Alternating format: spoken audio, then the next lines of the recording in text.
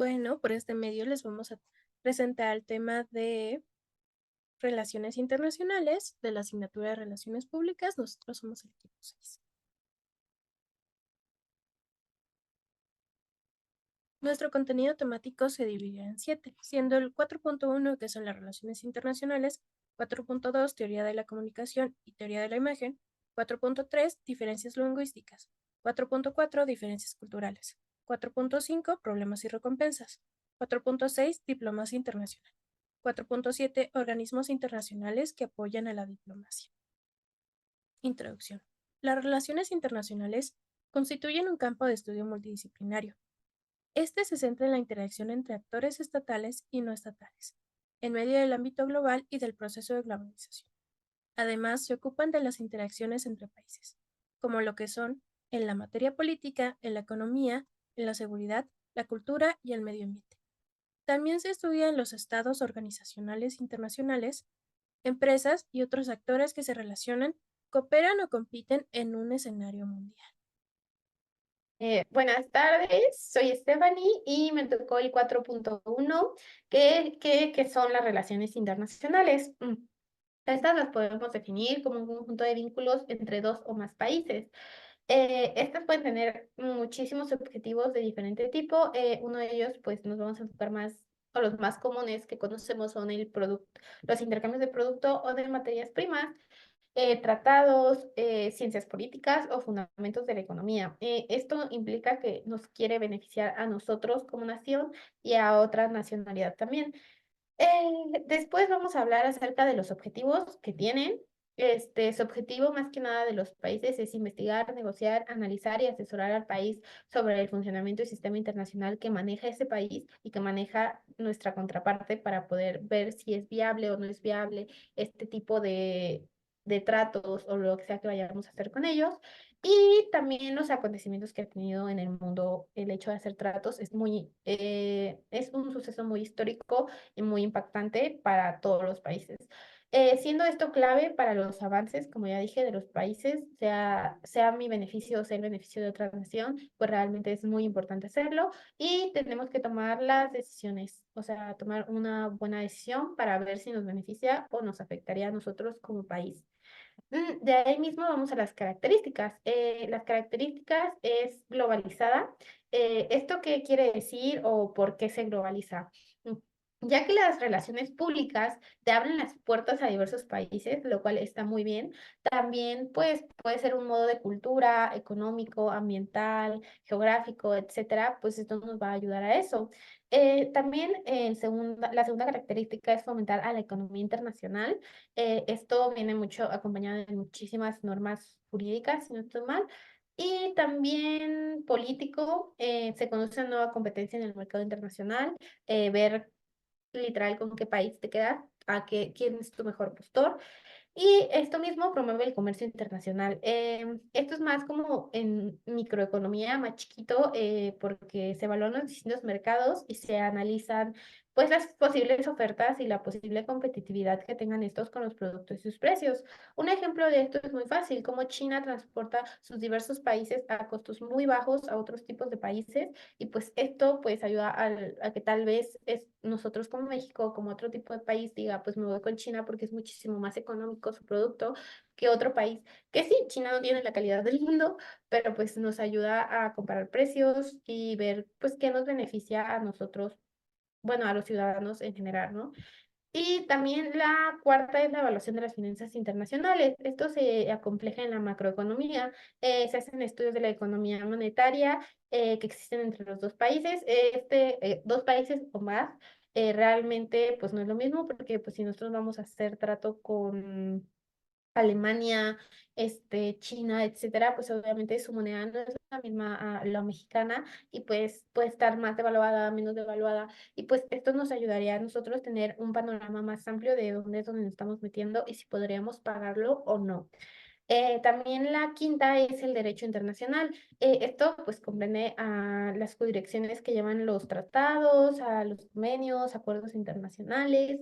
Esto nos va a ayudar mucho pues a que pues haya como un acuerdo mutuo, haya un contrato de por medio para pues nosotros decir, bueno, te debo tanto dinero, tú me debes tanto dinero, que es lo que te estoy exportando y que es lo que tú me estás beneficiando a mí. Asimismo, la sexta y la última es es la garantización de la seguridad internacional. ¿Qué quiere decir con esto? Todos sabemos que pues los temas de seguridad en el país, en México, pues a veces es como muy de drogas, narcotráfico, no todo el país, pero pues sí una gran parte de la mayoría. Y pues no solo México, o sea, diversos tipos de países, ninguno se salva del el terrorismo o de las drogas o cosas así. Entonces, pues esto es como un combate en el que yo, México, o yo, Alemania, yo, cualquier país, te aseguro que tu mercancía va a estar 100% limpia y regulada. Esto significa que no va a haber ningún problema por el hecho de que yo te mande alguna materia prima, algún producto, etcétera, y pues ese producto te llegue con sorpresa y la sorpresa pues sean drogas, obviamente. Entonces, pues esto es lo que te va a ayudar y nos va a garantizar la seguridad internacional para que a mis ciudadanos no les pase absolutamente nada. Pero bueno, esto fue todo por mi parte y a continuación mi amiga Les va a comentar pues acerca de su tema, que son las teorías. Bueno, mi nombre es Leslie y yo les voy a hablar sobre el tema 4.2, teoría de la comunicación y teoría de la imagen. Empecemos con conceptos. ¿Qué es la teoría de la comunicación? En las relaciones internacionales se centra en el estudio de cómo se va a llevar a cabo y cómo se comprende la comunicación entre estados, organizaciones internacionales y otros actores en el escenario mundial. Esta teoría examina cómo la comunicación afecta la formación de políticas, la percepción internacional, la resolución de conflictos y la construcción de identidades en el ámbito internacional.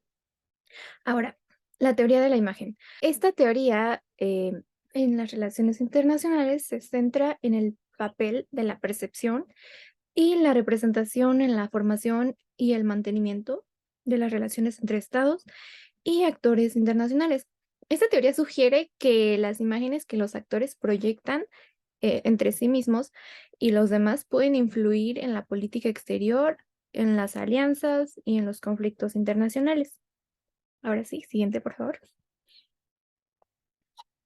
Ahora les voy a hablar sobre los elementos en la teoría de la comunicación. Tenemos 4 elementos.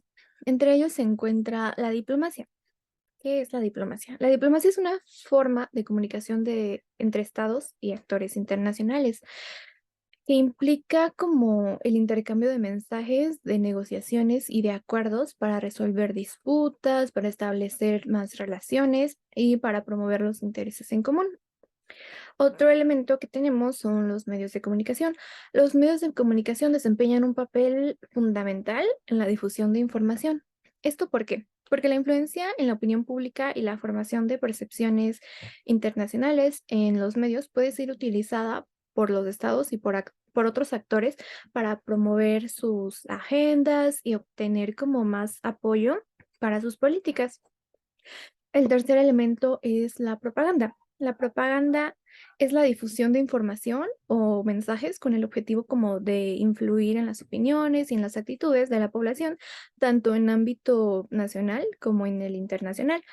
En las relaciones internacionales, la propaganda puede ser utilizada por los estados para promover su imagen, desacreditar a sus oponentes y también para justificar sus acciones. Por último, tenemos a la ciberseguridad y la guerra cibernética. Con el avance de la tecnología digital, todo el mundo sabe que estamos en la era tecnológica, la comunicación en las relaciones internacionales también incluye el ámbito cibernético. La ciberseguridad y la guerra cibernética implica como la protección de la infraestructura, de las críticas en el espionaje digital y en los ataques cibernéticos, que puede tener como consecuencias significativas, de hecho muy graves, en la seguridad nacional y en las relaciones internacionales. Siguiente, por favor. Ahora tenemos los elementos de la teoría de la imagen. En primer lugar, tenemos la imagen nacional, que se refiere a la percepción que tiene un país de sí mismo y de cómo está siendo percibido por otros. Esto puede incluir elementos como su cultura, sus valores, su historia y los logros que tienen nacionalmente. También tenemos a la imagen internacional. Esta es la percepción que otros países y otros actores tienen de un país en particular. Pues esta imagen puede ser influenciada por la diplomacia, bueno, por la diplomacia pública, cabe aclarar, los medios de comunicación, las políticas exteriores y las acciones que tiene un país en la escena internacional. El elemento 3 es el soft power. En la teoría de la imagen a menudo se relaciona con el concepto de soft power introducido por Joseph Nye, que se refiere a la capacidad de un país para influir a otros a través de su cultura, sus valores y las políticas atractivas en lugar de la coerción o la fuerza militar. Y por último elemento tenemos la diplomacia pública. También conocida como diplomacia de imagen, se refiere a los esfuerzos de un país para influir en la percepción internacional a través de la promoción cultural. Esto lo logra con intercambios educativos, programas de intercambio y otros medios, entre otros. Bueno, eso es todo de mi parte. Muchas gracias. Y sigue mi siguiente compañero. Hola, yo les hablaré entonces sobre lo que son las diferencias lingüísticas en el contexto de relaciones internacionales. Esto básicamente tenemos que tener en cuenta que los idiomas son y actúan como puentes que conectan a las personas y a las naciones en este mundo que cada vez es más globalizado y más interconectado. Esta importancia pues trasciende fronteras y contribuye mucho a lo que es el entendimiento mutuo de las personas y así contribuye también a lo que es la cooperación internacional. La importancia de los idiomas y de las distintas lenguas se encuentra representada en las relaciones internacionales de una manera muy clara y relevante, así que es un poco imposible negar que tiene mucha importancia. Algunos puntos en el que podemos ver resaltado esto es lo que es la comunicación efectiva, las negociaciones diplomáticas, la información y cultura y el comercio y turismo, además de la influencia y el soft power. Para empezar, la comunicación efectiva es básicamente el idioma desempeñando su papel, ¿no? Para lo que está hecho, que es llevar información de un lado a otro.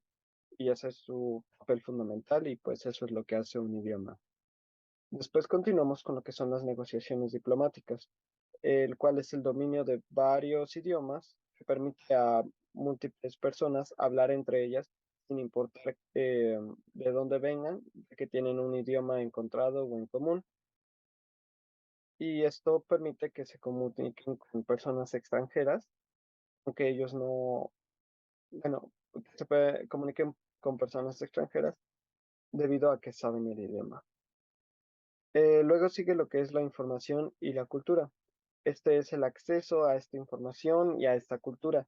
El hecho de conocer idiomas extranjeros es algo que amplía una visión, amplía pues la sabiduría y el conocimiento en lo que es el mundo y en lo que es los distintos países y territorios, así como distintas culturas y subculturas.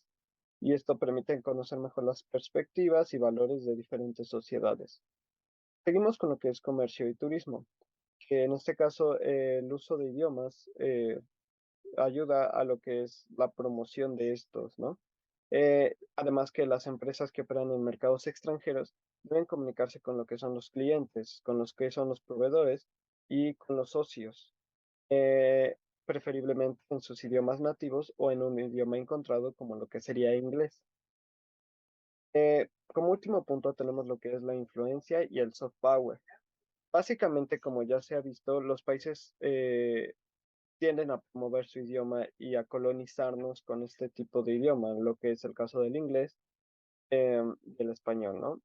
Esto influye en la cultura y en la propia influencia de este país generador del idioma, de una manera global en este caso, como ya estamos en un mundo globalizado, y puede ejercer una mayor influencia en la política, economía y sociedad debido a que tiene más personas con las cuales comunicarse, con las cuales entablar relaciones y hacer mercadeo básicamente. Algunas soluciones que se tienen a estas barreras del idioma es en cuestiones de negocios, la principal es lo que son los Incoterms, que aquí, por ejemplo, hay algunos ejemplos, lo cual sería el DAP o Delivered at Place, CPT, Carriage Paid To, and FCA, que es Free Carrier. Básicamente lo que estos significan o indican es el tipo de negocio, en especial en logística, que se va a hacer. En este caso, Delivered at Place es lo que el vendedor entrega mercancía en un terminal, ya es en un puerto, en un aeropuerto, en una autopista, en un almacén, etcétera. Y el comprador se encarga de los costos y riesgos a partir de ese punto. Luego tenemos lo que es el Carriage Pay To, que es que el vendedor entrega la mercancía a un transportista en un lugar adecuado. Y luego el vendedor paga lo que son los costos del transporte hasta ese punto y se hace cargo de todo, ¿no?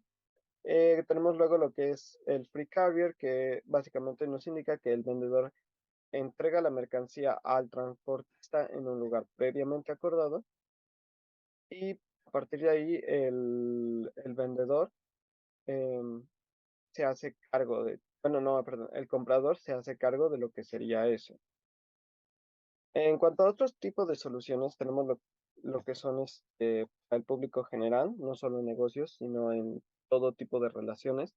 Sería encontrar la contratación de traductores o de intérpretes, los cuales ayudan en el hecho de expresarse en la vida común, en la vida diaria, o en el hecho de traducir ciertos documentos o mensajes, todo ese tipo de cosas, ¿no? También podemos aprender lo que es el lenguaje del propio lugar, como en este caso el inglés es un idioma muy importante porque tenemos ciertos miramientos de ir a algún lugar en el que podamos comunicarnos o hablen inglés directamente. E incluso a veces una simple investigación básica de lo que es la cultura y el contexto de ese propio país puede ayudar a que puedas moverte y relacionarte sin realmente una necesidad completa del idioma. Sin embargo, el idioma siempre va a ser muy, muy, muy necesario. En este caso hay dos puntos que son para, los principales para crear un problema en lo que son la comunicación debido a idiomas o lenguas distintas, que son que la estructura gramatical de la lengua em, no es a la que nosotros estamos familiarizados, ya sea adjetivos, verbos, subjetivo, todo esté variado de orden o de forma de expresión. Además es los conocimientos previos, el contexto o ambiente que se tiene que es distinto el que tiendes a venir. Esta búsqueda de afrontar este tipo de problemas y pues las causas es cuando se habla que los negocios internacionales sugieren todas estas soluciones. Em, y bueno, eso sería todo por mi parte. Muchas gracias. Bueno, yo les voy a hablar sobre las diferencias culturales. Para empezar, me gustaría citar a Fierro Garza. Y bueno, él menciona que la cultura facilita el conocimiento mutuo y la cooperación entre los pueblos. Crea relaciones que permiten el acercamiento entre los diversos sectores políticos, económicos y sociales. Y bueno, la cultura tiene diferentes definiciones, pero en este caso me gustó esta que se define como una serie de ideas, comportamientos sociales y costumbres que permiten que una sociedad o persona en concreto se identifique. Estas generalmente están bien fundamentadas con el paso del tiempo y se transmiten pues de generación en generación. Es sumamente importante tener en cuenta este ámbito cuando se realizan trabajos internacionales. Ahora bien, la cultura juega un papel fundamental a la hora de que una empresa quiera expandir sus ventas, pues aunque logre conseguir un producto increíble o de excelencia, no se logrará si se ignoran las diferencias culturales que tienen con con la empresa extranjera con la que se está tratando. Entonces, ¿qué diferencias culturales afectan las relaciones internacionales? Pues en primer punto tenemos el idioma. De aquí se pueden derivar problemas de comunicación, provocando malentendidos y conflictos. Con esto me refiero a que para algunas culturas es bien valorada la comunicación directa, mientras que para otras es un poco más la indirecta. Bueno, también tenemos el protocolo y la etiqueta. Esto va muy de la mano con la comunicación, pero es comunicación no verbal. Entonces, lo que puede considerarse apropiado en un país, para otro puede ser considerado ofensivo. Y también tenemos valores y creencias. Estas pueden influir en políticas o decisiones dependiendo de cada persona. En cuarto lugar, tenemos la economía y el desarrollo, y las diferencias en el nivel de desarrollo económico pueden afectar las relaciones internacionales, ya que pueden crear desequilibrios en el poder y la influencia entre los países. Y por último, tenemos las normas sociales, donde se engloba el género, la sexualidad, la diversidad cultural y la inclusión, pues estas pueden variar dependiendo de la cultura y de los países. Ok, ahora, ¿por qué es importante tener en cuenta la diversidad cultural en las relaciones internacionales? Bueno, pues aunque las empresas sientan la adaptabilidad como un conflicto de identidad, esto constituye una buena estrategia laboral que fomenta la fidelización con los clientes. Bueno, ser capaces de adaptarse a la cultura del cliente puede ser un elemento clave para el éxito de un proyecto. Es por esto que es esencial aprender tanto el idioma del país o el idioma que ya todos conocemos, que es el inglés, y como las particularidades, costumbres y tradiciones propias del país con el que se está tratando. Bueno, si una empresa ignora los aspectos culturales en las negociaciones internacionales, las consecuencias pueden ser muy diversas, pero la mayoría de veces son negativas. Por ejemplo, tenemos la pérdida de ventas, que es lo que les comentaba, si tenemos un buen producto, pero ignoramos las necesidades ni nos adaptamos a la cultura con la que estamos tratando, pues obviamente vamos a tener pérdida de ventas. También una mala recepción de un producto por parte de un gran número de posibles clientes o consumidores. Y por último, un cese de la actividad con la empresa anfitriona o la empresa con la que estamos negociando. Y bueno, en resumen, las diferencias culturales son un aspecto fundamental a considerar en las relaciones internacionales, ya que pueden influir de manera negativa en la percepción, la comunicación y la interacción entre organizaciones si no son tomadas en cuenta. La sensibilidad cultural y el entendimiento mutuo son clave para superar las barreras culturales y promover la cooperación y el entendimiento entre las empresas. Punto 5. Problemas y recompensas. Los problemas globales requieren recompensas cooperativas. Para esto es necesario definir qué es un problema, qué es un conflicto y qué es una recompensa. Se desarrollan entre dos actores de la sociedad internacional, mientras que los multilaterales surgen entre varios de sus miembros, afectando de modo decisivo a las estructuras de la sociedad internacional. Causas de los conflictos internacionales. Distintos intereses, necesidades y deseos, diferencias de opinión sobre el camino de seguir, criterios para tomar la decisión, repartición de recursos. Principalmente se causa en una diferencia de opiniones y esta diferencia de opiniones provoca roces y por lo tanto estos pueden desatar un conflicto. Problemas internacionales. Es un asunto de interés público de todo el planeta y de posibles consecuencias negativas. Generalizadas está en la lista de problemas mundiales, contiene fenómenos que afectan a las personas de todo el mundo. Uno de estos pueden ser pobreza y la desigualdad, falta de acceso a servicios básicos de la salud y educación, cambio climático y su impacto en la seguridad alimentaria, la violencia contra las mujeres y los niños, conflictos armados, enfermedades tropicales, tensiones regionales sin resolver. También uno de los problemas internacionales más sonados en este momento es el cambio climático y uno de los problemas internacionales que vimos hace poco fue la pandemia del COVID. Recompensas internacionales. Se pueden entender como aquellas recompensas, toda aquella ventaja a mejorar que obtienen un país o países después de la resolución parcial o total de un problema.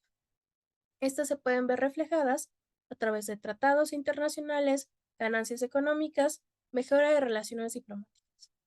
Las recompensas también es fácil verlas después del final de una guerra, ya que el ganador siempre tiene a tener recompensas, ventajas sobre el perdedor. es una de las formas más fáciles donde se pueden ver las recompensas.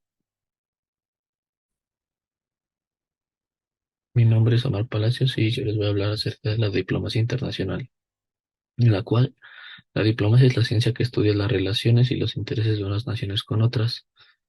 En la diplomacia como profesión vamos a tener, va a tener el objetivo de representar y velar por los intereses de alguna nación o algún estado en relación con los de alguna otra nación o con un organismo internacional. También la diplomacia internacional va a ser el arte de promover los intereses, como les dije, de algún estado o alguna nación con otro, y donde la función principal o el objetivo que vamos a tener va a ser lograr algún acuerdo de paz mediante las negociaciones, con el objetivo de que ambas naciones estén conformes con los intereses establecidos o el acuerdo que se va a llegar. La diplomacia internacional es un concepto que surgió de la antigua Grecia, donde solían enviar mensajeros especiales a realizar misiones de ciudad en ciudad. El trabajo de estos mensajeros era transmitir mensajes importantes que les daban, avisos o algún regalo con el objetivo de enaltecer y defender los intereses de su ciudad frente a otras grandes ciudades. Actualmente, a partir del siglo XVII, se crea un código donde se establecen procedimientos diplomáticos, el cual fue firmado y aceptado por la ONU en la Convención de Viena en 1961. Ahora voy a hablar sobre los diplomáticos, las cuales van a ser las personas asignadas por por un estado para ser representadas por este mismo ante alguna otra nación a nivel internacional, el cual esta persona va a tener el objetivo de conducir, de hacer las negociaciones para mejorar las relaciones entre estas naciones. Ahora bueno, para saber más un poquito de lo que hacen los diplomáticos, les voy a decir que tienen como funciones más específicas que va a ser representar al Estado ante política y legalmente ante alguna otra nación. También va a ser el que va a comerciar, a llegar a los acuerdos con estas naciones. Va a promover las interacciones entre ambas naciones para llegar a acuerdos mutuos y igualmente desarrollar colaboraciones, ya sea económicamente, cultural, científica, entre los países, entre los estados, para que haya mejores relaciones entre estos mismos. También bueno, cuando se encuentra alguna persona residente que sea de la misma nacionalidad que el diplomático en algún país extranjero, este la va a ayudar, ya sea que haya algún problema, algo legal que haya tenido en el país, igual va a tener la función de apoyarlo, de ayudarlo para resolver cualquier situación que se le presente. En México, las personas que desean trabajar en el campo de la diplomacia, primeramente deben ingresar al Servicio Exterior Mexicano, donde el cual aquí van a comenzar un proceso bastante largo y extenuante, el cual les exige un nivel alto de preparación y también tienen que ser muy comprometidos. Para poder entrar a la diplomacia tienen que entrar ahora sí que un proceso el cual consta de 3 etapas. Primeramente empezando con un examen de conocimientos generales y tienen que demostrar al menos el dominio de 3 idiomas. También en esta misma etapa se les aplicará un examen general de conocimientos de México, de derecho internacional, de cultura en general y de política exterior. La segunda etapa constará de un examen psicológico y de varias entrevistas con un panel de expertos. Por último, el tercer paso van a tener como requerimiento asistir y superar algún curso en el Instituto Matías Romero y realizar prácticas en la Secretaría de Relaciones Exteriores. Para ingresar a la diplomacia tienen que mostrar ciertas capacidades, como ya se mencionó, el dominio de al menos 3 idiomas, conocimientos conceptuales sobre la política, la cultura y los negocios, tanto en México como internacionalmente. Tienen una buena capacidad de análisis, buena habilidad de oratoria y comunicación efectiva. También la capacidad de aprendizaje y adaptación y el liderazgo. Hola compañeros, yo soy Paulina Elizondo y yo les voy a hablar sobre los organismos internacionales que apoyan la diplomacia. Bien, aquí vamos a partir de un contexto en el que ya hubieron dos guerras mundiales.